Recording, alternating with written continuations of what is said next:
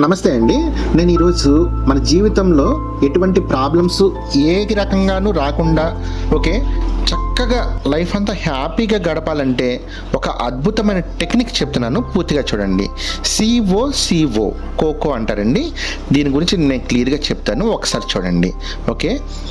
యాక్చువల్గా C for complaints అంటారండి. ఎప్పుడు ఫిర్యాదులు చేయటము. అసలు ఏంటి, ఎదుటివారు చేసిన దానిపై తరచుగా అసంతృప్తి ఎప్పుడు ఎక్కువగా ఉంటే కంప్లైంట్ చేయడమే జరుగుతుంది కదా.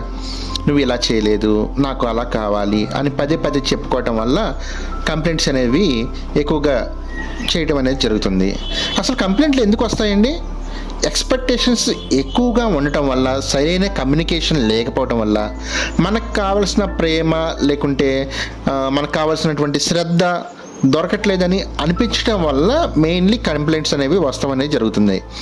వాటి ప్రభావం మనకి ఎంతలా పడుతుందంటే మన మీద చాలా నెగిటివిటీ పెరుగుతుందండి. రిలేషన్షిప్లో నెగిటివిటీ అని పెరుగుతుంది. అది ఏదో భార్యాభర్తలు అయ్యి ఉండొచ్చు, లేకుంటే ఎవరి మీదైనా కానీ, చుట్టుపక్కల వారు అయ్యి ఉండొచ్చు, లేకుంటే ఫాదర్ అండ్ మదర్ అండ్ ఎవరి మీదైనా బ్రదర్ ఎవరైనా కానీ ఎదుటి వారి దూరం అవడం అనేది జరుగుతుందండి. సో కంప్లైంట్స్ అనేవి చేయటం అనేది తగ్గించుకుంటూ ఉండాలి, వాళ్ళకి అర్థమయ్యేటట్లు చెప్పుకుంటూ ఉండాలి. ఎనీహౌ, నెక్స్ట్ ఓవర్ థింకింగ్, అతిగా ఆలోచించటం, చిన్న విషయానికి ఎక్కువగా ఆలోచించటం, ప్రతి దానికి కూడా బాగా డీప్గా చిన్నగా ఓవర్ థింక్ చేయటం అనమాట. అతను ఎందుకు అలా అన్నాడు, ఆవిడ ఎందుకు నన్ను ఇలా అంది, నన్ను ఇలా ఎందుకు అంటున్నారు, అందరూ పదే పదే నన్నే ఎందుకు అంటున్నారు అని ఊహించుకోవటం వల్ల అసలు ఎందుకు వస్తుందండి ఈ ఓవర్ థింకింగ్ అనేది? నేను చెప్తాను చూడండి. భయం, లోపల ఇన్నర్ చైల్డ్లో భయం ఎక్కువగా కలిగి ఉండటం, సెల్ఫ్ కాన్ఫిడెన్స్ అనేది చాలా తక్కువగా ఉండటం వల్ల, మనకి పాస్ట్లో ఉన్నటువంటి జ్ఞాపకాలు ఎక్కువగా, అనుభవాలు బాగా తెచ్చుకోవటం వల్ల ఓవర్ థింకింగ్ అనేది బాగా ఎక్కువగా రావటం అనేది జరుగుతూ ఉంటుంది. దాని ప్రభావం మన మీద మానసికంగా స్ట్రెస్, ఒత్తిడి ఎక్కువగా పెరుగుతుంది. నైట్ పడుకోలేకపోవటము త్వరగా, బాగా ఏదో రకంగా మళ్ళీ డీప్లోకి వెళ్ళిపోతుంటారు అన్నమాట. ప్రతి చిన్న విషయానికి ఆలోచించడం అనేది జరుగుతూ ఉంటుంది. సంబంధంలో అనవసరమైన రిలేషన్షిప్లో ఉండొచ్చు, ఏ విధమైన గొడవలైనా కానీ తప్పకుండా జరగడం అనేది జరుగుతుంది. తర్వాత సిఓ అయిపోయింది కదా, మళ్ళీ కంపారిజన్, పోల్చడం అనమాట. మన సంబంధాన్ని ఇతరులతో పోల్చటం. వాళ్ళ హస్బెండ్ ఇలా చేస్తున్నారు, వాళ్ళ వైఫ్ అలా ఉంది, వాళ్ళంత బంగారం కొనుక్కున్నారు, వాళ్ళకంత మనీ ఉంది, వాళ్ళు అలాంటి కారు కొనుక్కున్నారు, మనకి ఏమీ లేదు అని ఇలా అనుకోవటం వల్ల కూడా ఈ కంపారిజన్ అనేది ఆ విధంగా జరగటం అనేది జరుగుతుంది ప్రతి విషయంలోనూ.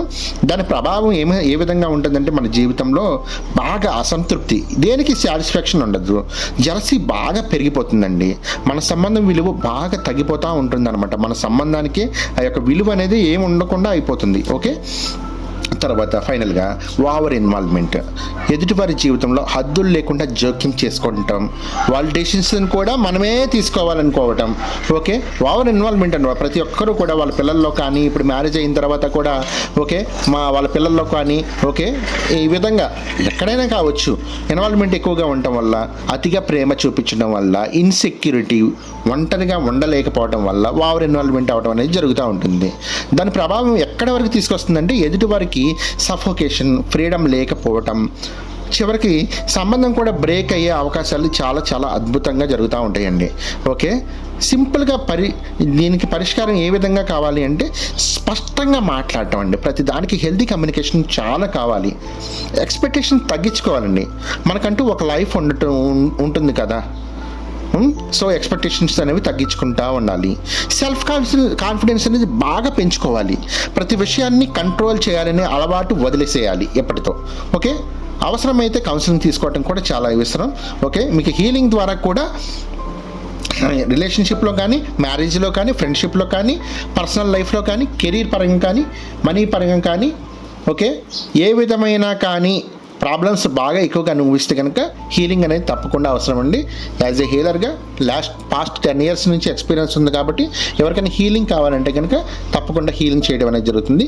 అదేవిధంగా ఎవరికైనా క్రిస్టల్ బ్రేస్లెట్స్ కావాలన్నా కానీ మంచి ఎనర్జీ క్రిస్టల్స్ అనేవి మీకు మీ పేరు మీద మీకు ఓకే, ఏ విధంగా హెల్త్ కానీ, రిలేషన్షిప్ కానీ, కెరీర్ కానీ, మనీకి కానీ, మీలో ఉన్నటువంటి నెగిటివిటీ కానీ, థర్డ్ ఐ ప్రభావం మన మీద ఎంతవరకు ఉంది అని తెలుసుకొని, ఓకే, వీటన్నిటికి కూడా ఈ యొక్క క్రిస్టల్ ఎనర్జీ కూడా, ఓకే, మనకు బయట మార్కెట్లో ఏ విధంగా అయితే దొరుకుతుందో సింథటిక్ క్రిస్టల్ దొరుకుతాయి, ఇవి మాత్రం ప్యూర్ ఒరిజినల్ ప్రతి ఒక్కరికి అందాలనే కాన్సెప్ట్తోనే నేను ఈ విధంగా పంపించడం అనేది జరుగుతుందండి. ఓకే, ఎవరికైనా కావాలంటే కనుక ఈ విధంగా కూడా కాంటాక్ట్ అవ్వచ్చు.